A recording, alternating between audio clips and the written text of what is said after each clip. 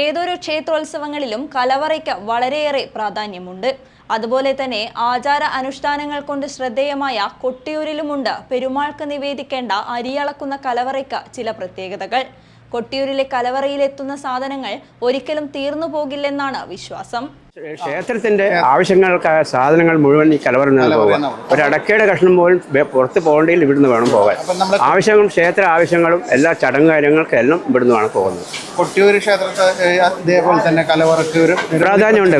ഇതൊരിക്കലും കലവറ അക്ഷയപാത്രമാണ്. ഞാൻ പലപ്പോഴും പറയാറുള്ള വാക്കാ അക്ഷയപാത്രം. ഇവിടെ ഒരിക്കലും തീരില്ല. ഇവിടെ തീരുന്നതിനനുസരിച്ച് വന്നുകൊണ്ടേയിരിക്കും.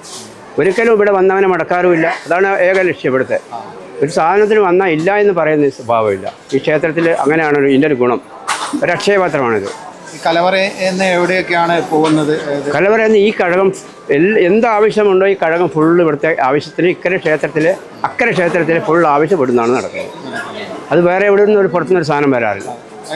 എന്തൊക്കെയാണ് കൊടുക്കുന്നത്? അത് പാല് മുതൽ ഞാൻ ഉപ്പോട്ട് കർപ്പൂരം വരെ ഇല്ലാത്തത് ഉള്ളി മാത്രം വരാറില്ല. ഉള്ളി ക്ഷേത്രത്തിൽ കയറ്റാറില്ല. ഉള്ളി, വെളുത്തുള്ളി, ചെറിയ ഉള്ളി മാത്രം ഉപയോഗിച്ച് ബാക്കി എല്ലാ സാധനങ്ങളും, പച്ചക്കറി, പഴവർഗ്ഗങ്ങൾ, എല്ലാ സാധനങ്ങളും ഉണ്ടാവും. ദക്ഷയാഗഭൂമിയായ കൊട്ടിയൂരിലെ പുണ്യഭൂമിയിലേക്ക് കേരളത്തിനകത്തും പുറത്തുനിന്നുമായി ലക്ഷക്കണക്കിന് ശൈവഭക്തരാണ് ദർശന പുണ്യം തേടിയെത്തുന്നത്. കൊട്ടിയൂരിൽ പെരുമാളിനൊപ്പം തന്നെ പ്രാധാന്യം കൽപ്പിക്കുന്ന ഒന്നാണ് കലവറയും. ക്ഷേത്രത്തിലെ പ്രധാന വഴിപാടുകൾക്കുള്ള സാധനങ്ങൾ എടുക്കുന്നത് കലവറയിൽ നിന്നാണ്. ക്ഷേത്രോത്സവത്തിനായുള്ള ഏത് ആവശ്യത്തിനും പുറത്തേക്ക് കൊണ്ടുപോകുന്നത് ഈ കലവറയിൽ നിന്നാണ്. കൊട്ടിയൂരിലെ കലവറ അക്ഷയപാത്രമാണെന്നും ഒരു സാധനങ്ങളും അവിടെ കഴിയാറില്ലെന്നുമാണ് പറയപ്പെടുന്നത്. ഉള്ളി, വെളുത്തുള്ളി, ചെറിയ ഉള്ളി മുതലായവ ഒഴികെ ഉത്സവാവശ്യങ്ങൾക്കുള്ള എല്ലാ വസ്തുക്കളും കലവറയിൽ ലഭ്യമാണെന്നും പറയപ്പെടുന്നു. ഇതിന്റെ പ്രവർത്തന സമയം എങ്ങനെയാണ്? അത് നമ്മൾ ഇപ്പം ആഴ്ച ഞങ്ങൾക്ക് 3 റേഷനാണ്. ഒരു ഉത്സവം തീരുമ്പോഴത്തെ 3 റേഷൻ 21 ദിവസം 24 ദിവസം വരിക.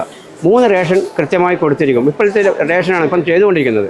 ഈ റേഷൻ കഴിഞ്ഞാൽ ഇപ്പോൾ ഇന്ന് 15 അല്ലായത് 15ഉം 7 21, 15ഉം 6ഉം 21, 21 22, 7 ആകുമ്പോൾ 22 വരും. 22 കഴിഞ്ഞാൽ പിന്നെ 2 ദിവസം ഉണ്ടാകും. 2 ദിവസത്തേക്കുള്ള ബാലൻസ് സാധനം താൽക്കാലിക ആവശ്യങ്ങൾക്ക് മുട്ടുവരാത്ത രീതിയിൽ കൊടുക്കും. അപ്പോൾ ഇവിടുത്തെ സാധനം ക്ലോസ് ആവും. ഏകദേശം ഇവിടുത്തെ ഉത്സവം കഴിയുമ്പോഴത്തേക്കും ഇവിടുത്തെ സാധനം ക്ലോസ് ആവും. ഒന്നും ബാലൻസ് ഒന്നും പറയത്തക്ക വിധത്തിൽ ഒന്നും ഉണ്ടാവില്ല. അതാണ് അതിൻ്റെ 21 കൊടുത്ത് 3 റേഷൻ കൊടുത്ത് ബാബു 21 ദിവസം പിന്നെ 2 3 ദിവസങ്ങൾ ബാലൻസ്. ഇവിടെയുള്ള ബാലൻസ് സാധനം എല്ലാവർക്കും ഒരേ രീതിയിൽ ആവശ്യക്കാർക്ക് അങ്ങനെ കൊടുക്കും. ആർക്കും ബുദ്ധിമുട്ടോ അല്ലെങ്കിൽ ഒരു ഇല്ലായ്മയോ വരാറില്ല ഇവിടെ.